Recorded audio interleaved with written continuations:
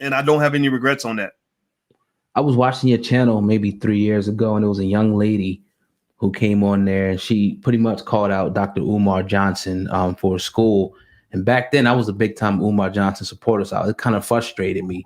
But when we look today, we see that a lot of the things that young lady was saying on there was pretty much correct. Where do you stand with Dr. Umar Johnson today in the school, and how's your guys' relationship? We don't have much of a relationship, and that disappointed me at the time when I met Umar in 2013 at a conference in Boston. I wanted to be his friend. I wanted to get to know him. I think he's one of the best to this day. I think he's one of the best speakers I've ever heard. Yeah.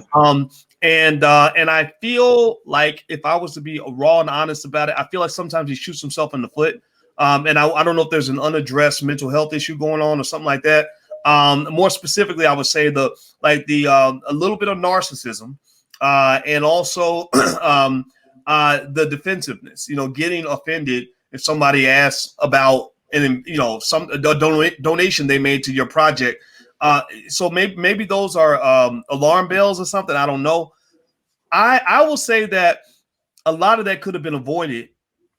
Going back to what I was saying earlier about relationship management, dealing with people in an appropriate and respectful way, I think is really important. That's why I love the Nation of Islam. I've never had a problem with anybody in the Nation of Islam because they have a code of conduct in terms of how they deal with you. Even if they hate you, they deal with you in a certain way. And so I think that one of the things about that makes me sad is that did not have to happen. I think that when Umar came up with the idea of starting the school, there were thousands of people that wanted to help him, including myself. I had gave a little bit of money. I didn't give a ton of money. I gave like $25 to the school, so it wasn't a ton of money, but I did make a donation, and I supported him. And there was a lady named Imani Perry, who's a Princeton professor, and she sent me this nasty little message saying, how can you support this man who's homophobic and this, that, and the other? And I said, and I was basically, my response was like, fuck you. Like, you can't tell me who my friends are going to be. I respect what he's doing. I don't have the right to tell him how to live his life and who he needs to be. And so I think a lot of people wanted to support that. And I think that the weird thing that happened was that it didn't seem like there was a lot of teamwork, right? I think for example, a lot of problems could have been solved if you simply got a group of educators and created like a board, right? And then issued like a report to your donors from the board. Right. But the problem with that, though, is that a board might hold you accountable. So that will make you think, well, maybe there's something that he doesn't want everyone to know about. But like something like that, I think would have lent credibility to the project, because years later, 6, 7, 8 years later, how many years, there's no school yet. There's talk of what this school might be one day, but it's almost got to the point where nobody takes it seriously anymore. And in terms of that video, when that video was made, I was kind of like, oh man, like I don't mind freedom of speech on my platform when I share it with people, but I was like, oh Lord, this is gonna cause some issues. And the thing was, I reached out to I did the same thing there what I did when I used to share my platform with a lady named Yvette Carnell. I don't share with her anymore. Mm-hmm. But she did a diss, like a kind of a diss track on Farrakhan. And I was like, okay, it's your right to disagree with Farrakhan, but you don't have to be so disrespectful. You don't have to completely dismiss a person to say, I don't agree with you. And that's what I think that's what offends me, is when somebody almost goes after a black man and acts like he's irrelevant in every single way. And I felt like that's what she kind of did. So with the minister, I went over to his house and I talked to him about it. And he was actually incredibly gracious about it, much more gracious than I think a lot of people would have been. Again, that's why I give props to the Nation of Islam, because they just know how to deal with stuff like that. He even encouraged me to tell her to keep speaking. Now, I wasn't going to do that. I was like, I don't want to use my platform for that anymore. But I really admired that. I learned from that, right? He's one of my great mentors, like father figure types. And I said, wow, okay, so this is how you deal with stuff like that. Now, with Umar, it was different. I reached out and called, and he wouldn't talk to me. But yet, there would be like a meme the next day on his page, like making fun of me or something. And I'd be like, what is this shit? Like, are we like teenage girls? Like, what the fuck? You're supposed to get on the phone with me like a man. Like, what is, I don't get this, right? So then I actually said something on video. I was like, call me, like we could talk about it. And then there's another meme the next day, right? Doesn't, and even back then, Mark Lamont Hill, who I don't talk to Mark as much. Mark and I are very different politically, but Mark reached out to me to try to bring me together with Umar because he's in Philly with where Umar is. And I was like, yeah, I'll talk to him, get him on the phone, and he couldn't get him on the phone. And so it got to the point where I got pissed off because what happens, I think this, and I paid more attention to this stuff back in the day. I don't pay as much attention to it now. But I think that because I try to be nice to other Black people, there are some people who mistake your kindness as weakness. To me, like, okay, you a punk, I can just do whatever. So I said, okay, well, you know what? I'm going to tell the honest to God fucking truth about you right now in this video. And I just laid it down, and I just laid down exactly what my concerns are with Umar and why I'm not messing with him anymore. And I thought that people were going to get mad at me, because people get caught in the cult of personality. I think that's a mistake on the part of Black people. We get caught up in somebody who's charismatic without paying attention to what they're saying. And actually, the opposite happened. First of all, the video got viewed maybe 700,000 times. And then I noticed people started doing their own research, and they started writing full length, 10,000 word reports on Umar's history and background and everything else. And the thing that bothered me the most was I remember thinking it didn't even have to be this way. Mm-hmm. I don't believe that you win when you go to war, especially when you go to war with another Black man, right? Because all you really have when you go to war is you have the biggest loser, right? The way you win is you turn your enemy into a friend. And I remember thinking, man, I wanted to be your friend. I did not want to fight you, right? And he's still pissed off to this day about this video from 5 years ago. But honestly, like, I'll answer your question truthfully, just because this is really what happened. This was really what went through my mind.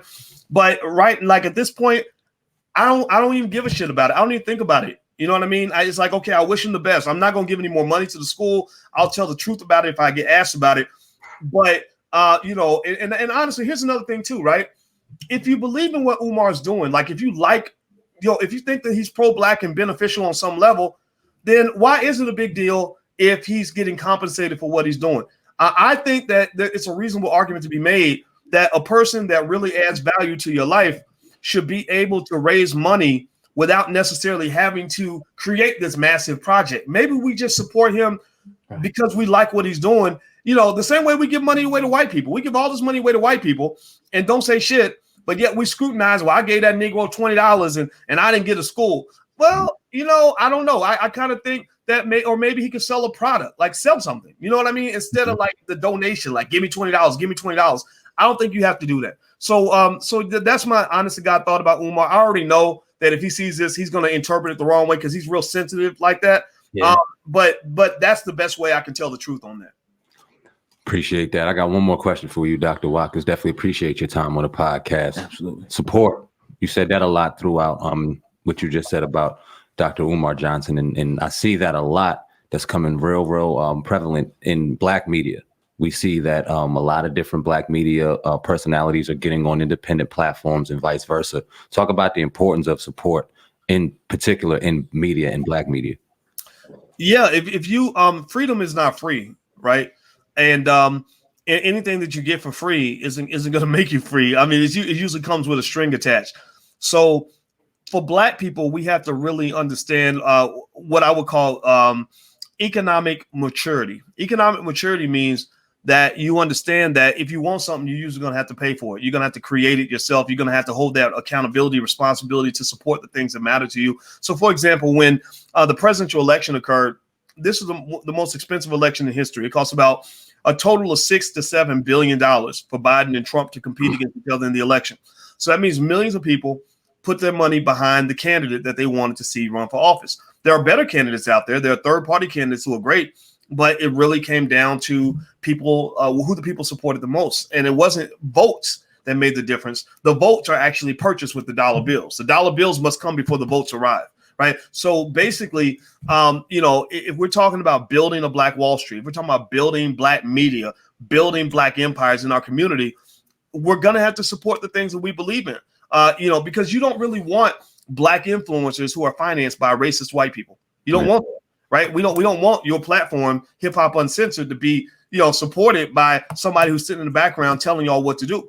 Right. We want you guys to be free and independent. And so the best way I can support you is to put a couple dollars in your pocket, or if you got a product, I can buy your product, right? You speak with your money. Talk is cheap. Telling the person you love them that's nice, but they have bills to pay. They have Black people they want to hire. So I would say, sure, you don't have to give your money away to everybody, but support Black people and Black businesses the way you support white people. If you do that, if you support Black people and Black businesses the way you support white people, then Black businesses will flourish. Trillions of dollars will enter into the Black community. In fact, if we gave just 1/5 of what we give to white people, our oppressors now, if we gave 1/5 of what we give to our oppressors to our own people, then we could build anything that we want. We already got $1.4 trillion to work with. We would have a couple trillion more. We just have to love ourselves enough to understand our role in the process. That's why, for example, when I talk to people, on my podcast, I just tell them, I say, look, we're in a basketball game, and maybe in your mind, I might be your Michael Jordan, but when Jordan was on the court, the guys that they could never win games when all the other players would just sit and watch Jordan score all the points. You may not be scoring points, but you could do something. You could box somebody out. You can play defense. You can get under the basket for the rebound, but don't just sit there and watch. Be active. Do something. Share it on your social media, whatever the case may be. So that support piece is really important, and that really comes down to that when we talked about that self-esteem issue.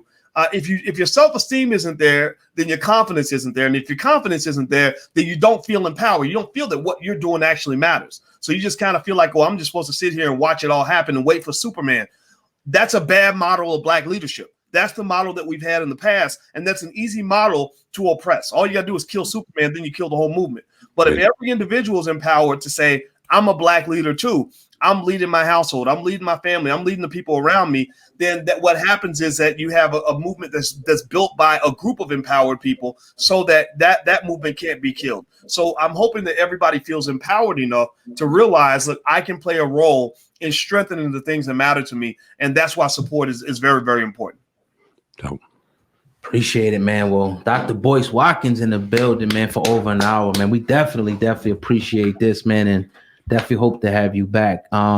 Right now, we'll open up the floor where you can leave your social media handles and any parting words for our audience as well.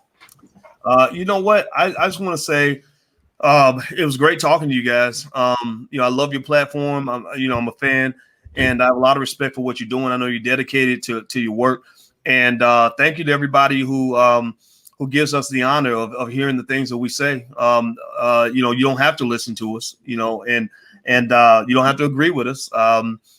Just give us a chance, like let's share the best ideas, put the best ideas on the table. Let's be fearless. Let's move forward. I think that's how we can win. If people want to follow me or anything like that, you can feel free. We have we put together something that we call the All Black National Agenda. And the All Black National Agenda is basically a Black agenda that we can implement without anybody's permission. We don't have to ask for anybody's help. We don't have to ask for Joe Biden's permission, nobody. And basically, if you want to take a look, it's the allblackagenda.com. The allblackagenda.com. It's a whole agenda on everything from wealth to family to all kinds of stuff. And so that's one thing people can take a look at. And also, if you want a free e-copy of my book, it's called It Takes a Village to Raise the Bar. People can go to allblackeconomics.com. That's allblackeconomics.com. Appreciate your time. I know I can speak on behalf of the platform when I say we used to watch you as fans on the Breakfast Club with aspirations of doing this. And now years later to have you on this platform is an absolute true honor. You're more than welcome to come on anytime. We appreciate your time, brother. Yes, sir. Well, brothers, it's an absolute honor to be invited. Thank you guys for having me. I look forward to coming back. And if anything I can do, you guys let me know. Pleasure. Appreciate that, sir. Thank you very much. For sure. Take care. You too.